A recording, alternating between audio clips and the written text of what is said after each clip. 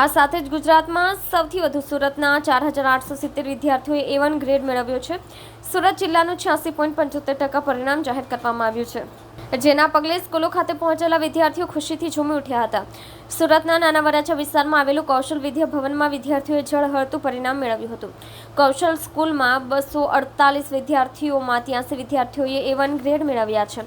શાળામાં ભણતા સાવલિયા ધર્મના પિતા છેલ્લા 1 વર્ષથી કેન્સર પીડિત છે, ત્યારે તેણે 94% આવતા શાળા પરિવારનો આભાર માન્યો હતો અને ભવિષ્યમાં કેન્સરના ડોક્ટર બની લોકોની મદદ કરવાનું લક્ષ્ય સાધ્યું છે.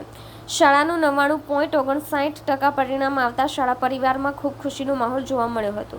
મારું નામ સાવલિયા ધર્મ રમેશભાઈ છે. હું આ કૌશલ વિદ્યા ભવનમાં ભણું છું અને મારા પપ્પાને કેન્સર હોવા છતાં મારે 94% આવ્યા. આ સ્કૂલમાં મને સારા શિક્ષકો મળ્યા, એટલું સારું ભણાવ્યું આખા વર્ષ દરમિયાન કે મારા આટલા ટકા આવે એમ નહોતા, પણ મહેનત એટલી કરી આખા વર્ષ દરમિયાન, એટલે મારે એટલા ટકા આવી શક્યા. કઈ રીતે આ વર્ષ દરમિયાન મહેનત કરી હતી? આ વર્ષ દરમિયાન શાળામાં જેટલી પરીક્ષા લેવાતી બધી પરીક્ષા આપી હતી. પછી જેટલું શિક્ષકો કહેતા હોમવર્ક કરવાનું, ક્લાસવર્ક કરવાની, બધું ક્લાસવર્ક કરતા, એટલે આટલા ટકા આવી. ફેમિલીનો કેવો સપોર્ટ રહ્યો ઘરે? ફેમિલી સપોર્ટ ફૂલ કરતા. આગળ કઈ ફેકલ્ટીમાં અભ્યાસ કરો છો? આખા બાયોલોજીમાં, બી ગ્રુપ સાયન્સમાં.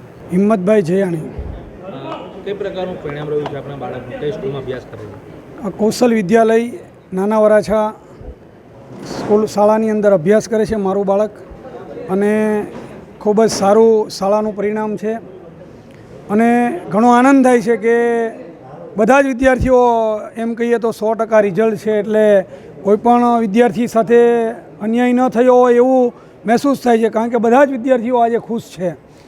અને શાળાના આ શિક્ષકો અને સંચાલકો પણ બાળકોને ખૂબ સારી રીતે માર્ગદર્શન આપી અને સ્ટ્રેસ વગરનું શિક્ષણ. અને વધારે આનંદ મને એટલા માટે થાય છે કે બાળકો જ્યારે વારંવાર ટ્યુશનનો આગ્રહ રાખતા હોવા છતાં આ શાળાના શિક્ષકો અને સંચાલકોએ એવો આગ્રહ રાખ્યો કે બાળકોએ ટ્યુશનની જરૂર નથી, એટલે કે ફૂલ ડે રાખીને શાળાની અંદર પૂરું માર્ગદર્શન આપી અને સ્ટ્રેસ વગરનું માર્ગદર્શન મળતા બાળકો આજે ઘણા જ ખુશખુશાલ છે.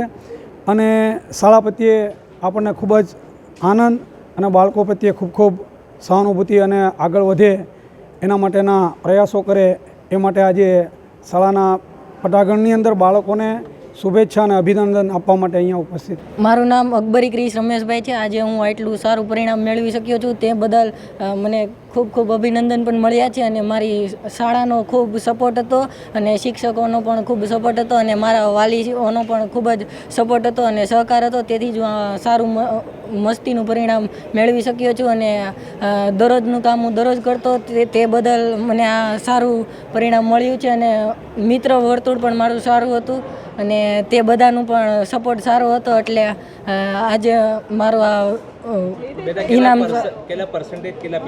મારા PR 99.99 PR આવ્યા છે, અને એટલે ટકા કાઢીએ તો 98.50 આજુબાજુ થાય છે.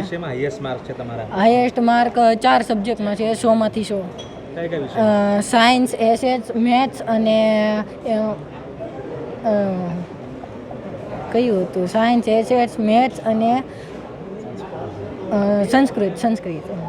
આગળ કઈ ફેકલ્ટીમાં અભ્યાસ કરવા છો? આગળ સાયન્સ સ્ટ્રીમમાં, A ગ્રુપમાં. હરેશ પાંડવ, આચાર્ય કૌશલ વિદ્યા ભવન. કઈ પ્રકારનું પરિણામ રહ્યું ધોરણ 10 બોર્ડનું? ખૂબ જ સારું પરિણામ રહ્યું છે. રિઝલ્ટની વાત કરીએ તો ગયા વર્ષની સરખામણીમાં ઓલ ઓવર ગુજરાતમાં પરિણામ ખૂબ સારું આવેલું છે.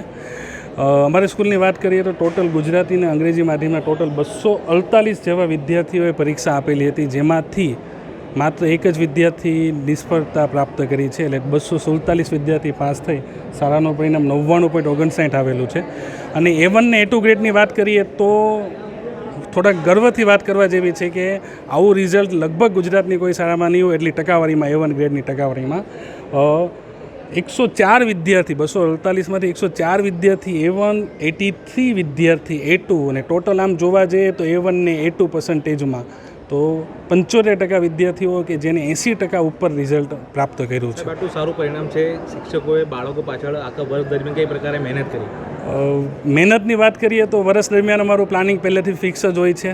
એપ્રિલથી અભ્યાસક્રમ શરૂ કરી દઈએ 10મા ધોરણનો, સાથે સાથે વીકલી પરીક્ષાનું આયોજન કરીએ અને જેમ બને એમ વહેલા અમે સિલેબસ પૂરો કરીએ છીએ અને ડિસેમ્બરથી રાઉન્ડની પરીક્ષા શરૂ થઈ જાય એટલા માટે આ પરિણામ પ્રાપ્ત થયું છે. સાહેબ, જે અથવા વિદ્યાર્થીઓ નાપાસ અથવા ઓછા માર્ક્સ આવ્યા તેઓને શું મેસેજ આપો?